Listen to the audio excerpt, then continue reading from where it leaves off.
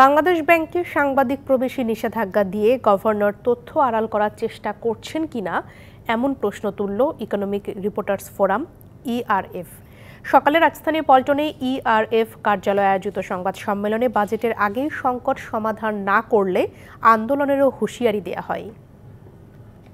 Bank যদি এমন একটা ভালো কিছু করে যেটা দেশের ইকোনমির জন্য ভালো, আমরা সেটা নিউজ করব, কিন্তু আমাদের এই যে সাংবাদিকদের প্রবেশী শুনিয়ে তারা যে ধরনের এটা হলো যে তাদের প্রেস রিলিজ না, এটা হলো প্রপাগান্ডামূলক স্টেটমেন্ট আর কি তাদের, আমরা এই ধরনের বিষয়গুলো বর্জন করব। আশা করব বাংলাদেশ ব্যাংক এবং সরকার আমাদের অবস্থানটা বুঝতে পারবেন যে সাংবাদিকরা কত প্রেসারে আছে। ইআরএফ এর মতো প্রতিষ্ঠান এই ধরনের প্রেস কনফারেন্স করতে বাধ্য হয়েছে। আমাদের মতো সাংবাদিকরা এখন এই ধরনের তথ্য প্রাপ্তির জন্য এটাকে আমি আন্দোলনই বলবো, আন্দোলন করতে বাধ্য হচ্ছে। নগদে 500 টাকা বা তার বেশি পেমেন্টে পেতে পারেন ঢাকায় জমিসহ 20 কোটি টাকার পুরস্কার।